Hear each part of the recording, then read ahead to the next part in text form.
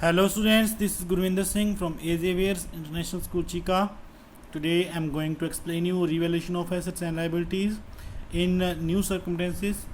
So इससे पहले जो हम circumstances कर चुके हैं उसके अंदर हमने ये किया था कि अगर assets और liabilities का revaluation होता है यानी कि उनकी जो values हैं वो change हो जाती हैं तो उनको न्यू बैलेंस शीट में चेंज करके ही हमें शो करना होता है यानी कि उनको रिवाइज़ करना ही होता है बुक्स के अंदर।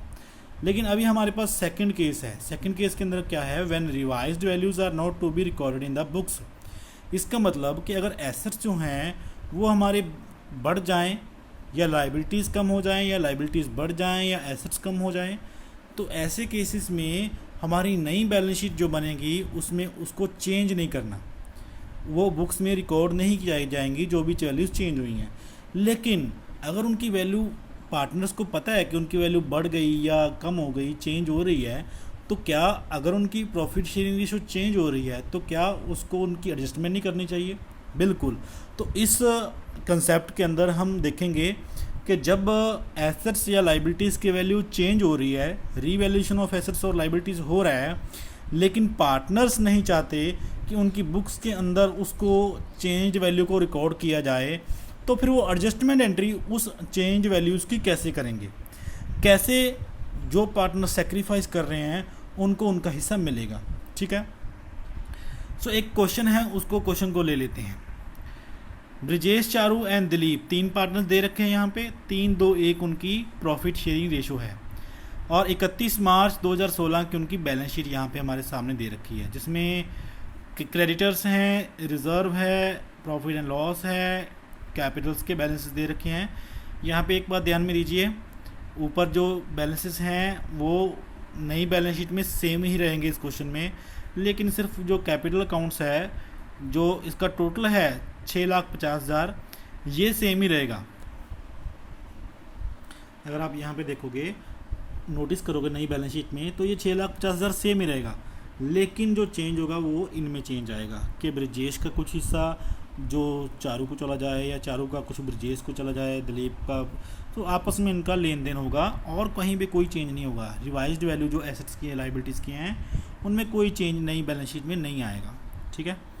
सो देखिए आगे क्या लिख रखा है। The partners agreed that from 1 अप्रैल 2016, यानी कि 31 मार्च लास्ट डेट थी और 1 अप्रैल अगले दिन से वो क्या करना चाहते हैं, अपनी प्रॉफिट शेयरिंग रेशियो 3-2-1 से 4-4-1 करना चाहते हैं। सो इसके लिए उन्होंने के बीच में कुछ एग्रीमेंट हुए हैं। कौन कौन सा एग्रीमेंट? नंबर 1 तो स्टॉक की वैल्यू क्या होगी, 20% लेस, यानी कि आपका जो स्टॉक है वो 1,80,000 रुपये का है तो वो 20% क्या हो जाएगी, कम हो जाएगी। 1,80,000 का 20% कितना हो जाएगा, 36,000 रुपया। तो 36,000 रुपीज़ आपका स्टॉक क्या हो गया, कम हो गया। Provision for doubtful debts is to be increased by 1,500। तो यहाँ पे 2,000 रुपया पहले से है प्रोविज़न फॉर डाउटफुल डेट्स और 1,500 रुपये के साथ और आपको इंक्रीज़ करनी है। यहाँ पे ध्यान में दीजिए बेटा, यहाँ पे बाय लिख रखा है तो आपको ये बाय यानी कि 1,500 रुपये के साथ ही ये बढ़ानी है। 2,000 पहले से थी, 1,500 रुपया और बढ़ा दोगे तो ये हो जाएगी 3,500 रुपया। लेकिन यहाँ पे एक और बात बता दूँ, अगर यहाँ पे 2 लिखा होता, ठीक है, 2 लिखा होता और यहाँ पे वैसे मान लो ये अमाउंट ज़्यादा है तो मान लो ये 1,000 रुपया होती यहाँ पे अमाउंट, तो इसका मतलब ये था कि हमने 1,500 रुपये तक बढ़ाना है। तो 1,000 पहले थी, 500 रुपया और बढ़ाना होता हमें, लेकिन यहाँ पे 1,500 रुपये के साथ बढ़ाना है, यानी कि 1,500 रुपया और बढ़ानी है आपकी। ठीक है। तो यहाँ पे आपके डेटर्स का लॉस हो गया 1,500 रुपये और। क्लियर है। पहले वाले में स्टॉक आपका कम हो गया था कितना, 36,000 रुपीज़ का, और सेकेंड वाले में आपकी प्रोविज़न 1,500 रुपये बढ़ गई, यानी कि डेटर्स का लॉस हो गया 1,500 रुपये और। तीसरा है furniture is to be depreciate by 20% and plant by 15%। अब फर्नीचर 20% आपका डेप्रिशिएट करो। फर्नीचर है आपका 30,000 रुपीज़ का, तो फर्नीचर 20% इसका 30% कितना हो जाएगा, 6,000 और 15% प्लांट का यानी कि 2 लाख रुपये का 15% 30,000 रुपये। तो प्लांट आपका 30,000 रुपये कम होगा और फर्नीचर आपका कम हो जाएगा 6,000 रुपये। नेक्स्ट है आपका building to be valued at ₹3,50,000। अब बिल्डिंग की वैल्यू कितनी दे रखी है? 3,50,000। पहले कितनी थी? 3 लाख, यानी कि 50,000 बिल्डिंग आपकी बढ़ गई, इंक्रीज़ हो गई। गुडविल इज़ वैल्यूड एट ₹45,000 और फर्म की गुडविल कितने की है? 45,000 की। अब 45,000 की गुडविल का इसका हमने क्या करना होता है? सेक्रीफाइस पार्टनर जो करेगा उसको जितना वो सेक्रीफाइस करेगा उतना हिस्सा गेनिंग पार्टनर दे देगा। यानी कि एक पार्टनर कुछ ना कोई सेक्रीफाइस कर रहा होगा और दूसरा कोई ना कोई गेन कर रहा होगा। तो जो पार्टनर सेक्रीफाइस कर रहा है 45,000 का जितना वो सेक्रीफाइस कर रहा है उतना हिस्सा मल्टीप्लाई करके हम गेनिंग पार्टनर से ट्रांसफ़र कर देंगे, किसको? सेक्रीफाइस पार्टनर को ट्रांसफ़र कर देंगे। ठीक है, तो ये चीज़ हमने गुडविल के साथ करनी होती है।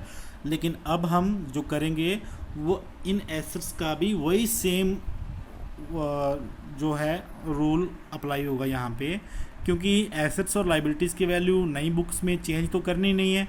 तो इसका मतलब आपको उसकी एडजस्टमेंट एंट्री करनी पड़ेगी और एडजस्टमेंट एंट्री करने के लिए आपको देखना होगा कि टोटल एसेट्स के ऊपर आपको लॉस या प्रॉफिट कितना हो रहा है।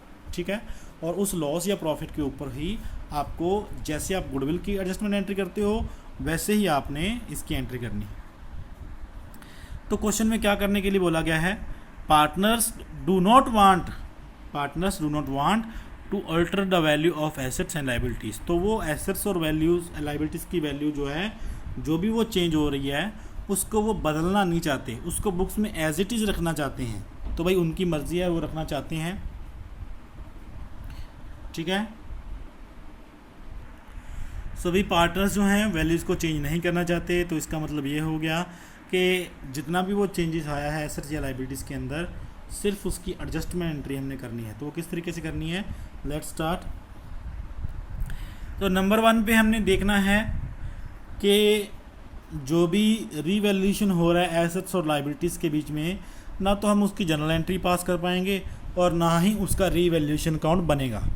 जब पार्टनर्स रीवैल्यूएशन की एंट्रीज़ का बुक्स के अंदर कोई चेंज नहीं करना चाहते, तो ना तो उसकी कोई जनरल एंट्री करनी है आपने और ना ही आपने उसको रीवैल्यूएशन अकाउंट बनाना है। उसके लिए आपको ऐसे ही कैलकुलेट कर लेना है कि आपको उसके ऊपर क्या प्रॉफिट हो रहा है, क्या लॉस हो रहा है। ठीक है, तो उसको कैसे कैलकुलेट करना है वो आपको बता देते हैं हम।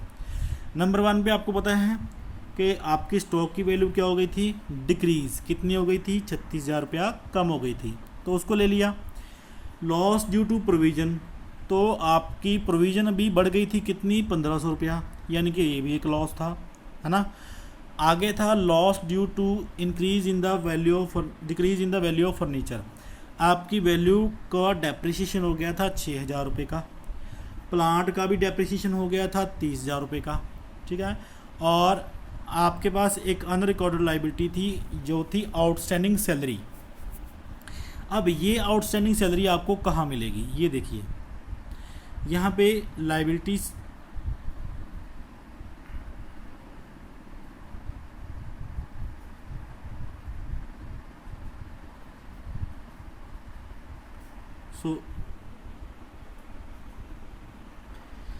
यहाँ पे हमें ये नंबर 4 पॉइंट है, 3,500 rupees are outstanding for salaries. ये पॉइंट हमारा रह गया था। तो 3,500 रुपये आपके सैलरीज़ के देने बाकी हैं। आपने किसी एम्प्लॉई को सैलरी देनी है 3,500 रुपये, जो कि अभी भी आउटस्टैंडिंग है। लेकिन क्या लाइबिलिटी साइड आपने उसको शो किया हुआ है यहाँ पे? नहीं। तो लाइबिलिटी साइड आपने उसको शो नहीं कर रखा है और 3,500 रुपये आपको किसी की सैलरी देनी है। तो ये आपकी लाइबिलिटी इंक्रीज़ हो रही है, यानी कि लॉस हो रहा है एक तरीके से आपका। लेकिन वो बुक्स के अंदर इन वैल्यूज़ को चेंज नहीं करना चाहते, तो आप इसको लाइबिलिटी साइड अभी शो तो करोगे नहीं, लेकिन लॉस तो हो रहा है ना, तो इस लॉस को भी साथ में आपने वहाँ पे ऐड कर लेना है। सो यहाँ पे हम 36,000 रुपये कर चुके हैं, 1,500 रुपये, 6,000, 30,000। अभी जो आउटस्टैंडिंग सैलरी है 3,500 रुपये की, उसका भी लॉस आपने ले लेना है। तो टोटल लॉस कितना हो गया 77,000। जब आप इसका टोटल कर लोगे सबका तो 77,000 का टोटल लॉस आपका हो रहा था। लेकिन एक जगह प्रॉफिट भी हो रहा था। आपको पता है कि आपकी बिल्डिंग 3 लाख से 3.5 लाख की हो गई थी। Profit due to increase in the value of a building. तो कितने का प्रॉफिट हो गया था 50,000 रुपये का। तो अब आप देखिए लॉस है आपका 77,000 का, प्रॉफिट है सिर्फ 50,000 रुपये का, यानी कि लॉस ज़्यादा है और प्रॉफिट कम है। तो नेट लॉस आपका कितना हो जाएगा? जब आप 77,000 में से 50,000 माइनस कर दोगे तो आपको पता चलेगा 27,000 का आपका लॉस ऑन रीवैल्यूएशन हो रहा है। रीवैल्यूएशन करने की वजह से आपका क्या हो रहा है? लॉस हो रहा है कितने का? 27,000 रुपये का। अब यहाँ पे जो आपकी बुक्स में रिजर्व्स पड़ी हुई हैं, पुराने प्रॉफिट्स पड़े हुए हैं, उनका भी आपने एडजस्टमेंट ही करना है। उनको आपने पार्टनर्स में बांटना नहीं है।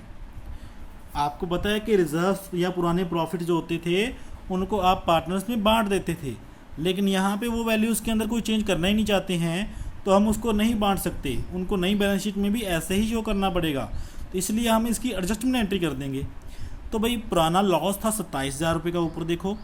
फिर हमारे पास एक रिजर्व पड़ी हुई थी 42,000 की, और एक प्रॉफिट का हिस्सा पड़ा हुआ था 21,000 रुपये का, ठीक है। और लास्ट में फॉर्म की गुडविल कितने की है?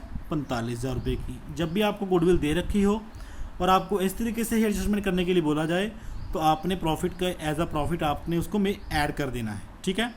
तो यहाँ पे ऐड अप कीजिए 42 प्लस 21 प्लस 45, इन तीनों आइटम्स को, जो प्रॉफिट के आइटम्स हैं, इनको ऐड अप कर देंगे और उसमें से 27,000 माइनस कर देंगे। तो आपके पास जो नेट अमाउंट बची है वो कितनी?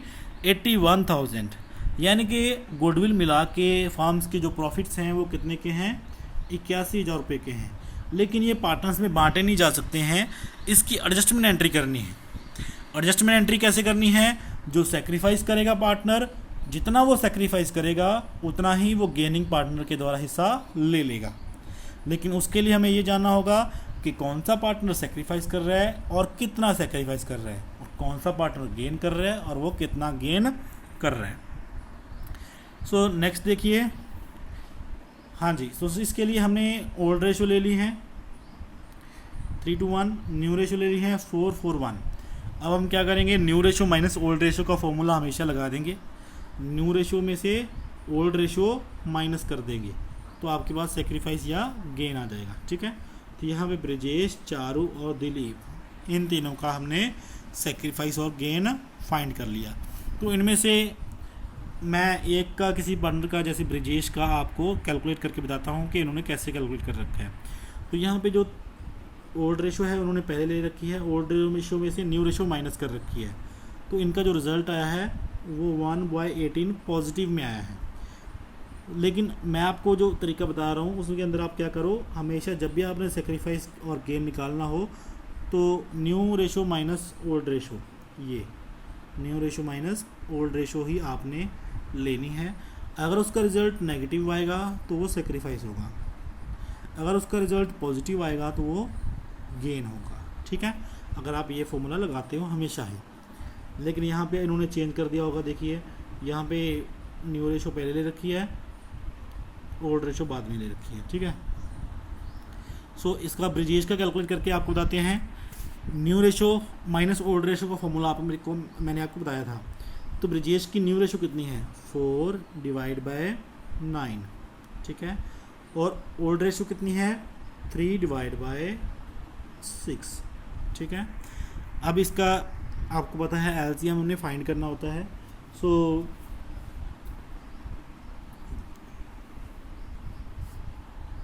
एलसीएम फाइंड कर लेंगे।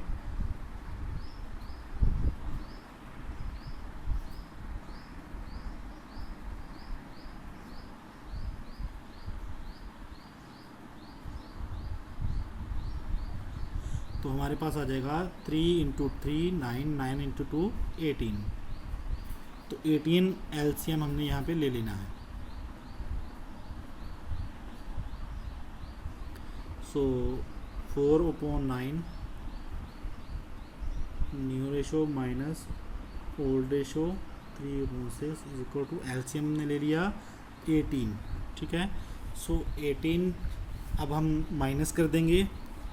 अगर यहाँ पे इसको 18 बनाना है हमने तो इसको 2 से मल्टीप्लाई करना होगा। तो इसी तरीके से ऊपर वाली को भी 2 से मल्टीप्लाई करना है, यानी कि 8 आ जाएगा हमारा यहाँ पे।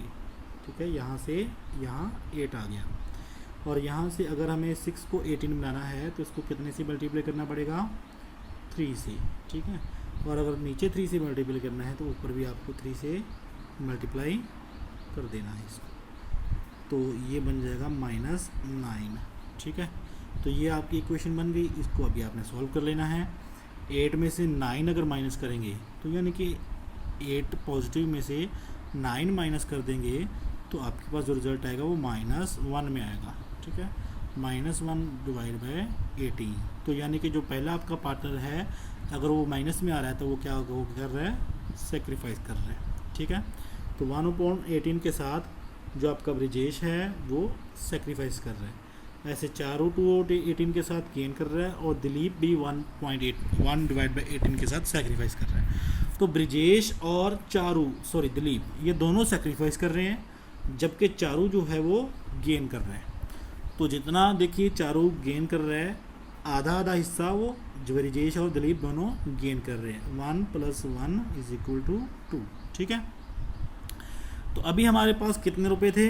81,000, जो कि हमने जिसकी एडजस्टमेंट करनी है जिस अमाउंट की। तो 81,000 रुपीज़ है, तो कितना ब्रिजेश सेक्रीफाइस कर रहा है? 1/18, इतना ही सेक्रीफाइस कर रहे हैं ना, तो उतना हिस्सा 45 रुपये उसको मिलना चाहिए। यहाँ पे चारू गेन कर रहा है, कितना वो गेन कर रहा है? 2/18 के साथ। तो इतना 81,000 रुपीज़ का 9,000 अब क्योंकि वो गेन कर रहा है तो उसके खाते से डेबिट करेंगे, ना कि क्रेडिट। जो पार्टनर सेक्रीफाइस करेगा उसको 45 रुपया मिल गया, जो पार्टनर गेन कर रहा है उससे 9,000 रुपया ले लेंगे। 9,000 क्यों ले लेंगे? क्योंकि ये उससे दुगना गेन कर रहा है। यहाँ पे 81,000 का फिर से 1/18 करेंगे, क्योंकि दिलीप भी 1/18 के साथ सेक्रीफाइस कर रहा है, तो इसको भी कितने रुपए मिल जाएंगे? 45 रुपये मिल जाएंगे। तो दोनों को 4500 कौन देगा? ब्रिजेश और दिलीप को कौन देगा? 9,000 रुपया चारू दे देगी। दोनों को 4500 रुपया आ जाएगा। ठीक है, तो इसकी एडजस्टमेंट एंट्री कैसे होगी?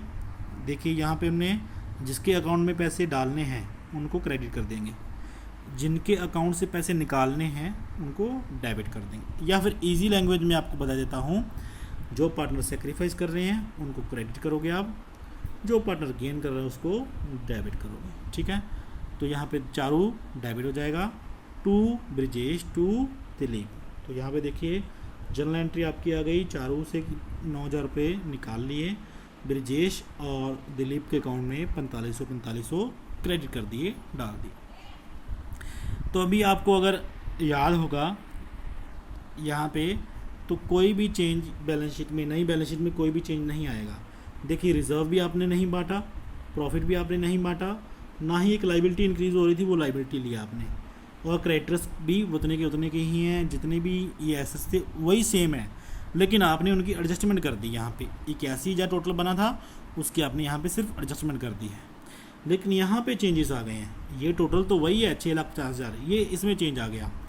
ब्रिजेश की 3 लाख रुपये की कैपिटल थी, उसमें 4500 रुपये और आ गए, तो उसकी हो गई 3,45,000। चारू की 3 लाख रुपये की कैपिटल थी, उसमें से 9,000 आपने निकाल लिया, तो बाकी कितना बच गया? 2,91,000। दिलीप की 60,000 रुपये की कैपिटल थी, 50,000 रुपये की कैपिटल थी, जिसमें आपने 4500 जोड़ दिया, तो उसका बन गया 54,500। सिर्फ क्या हुआ है, चारों के अकाउंट से पैसे निकले हैं 9,000, और ब्रिजेश और दिलीप के अकाउंट में 9,000 ऐड हो गए हैं, तो इस टोटल में कोई चेंज नहीं आ सकेगा। ठीक है, जितने एक अकाउंट से निकले उतने ही 2 अकाउंट्स में आपने ट्रांसफ़र कर दी। बाकी और बैलेंस शीट में कहीं भी कोई भी चेंज नहीं आएगा, न्यू बैलेंस शीट जो आप प्रिपेयर करोगे।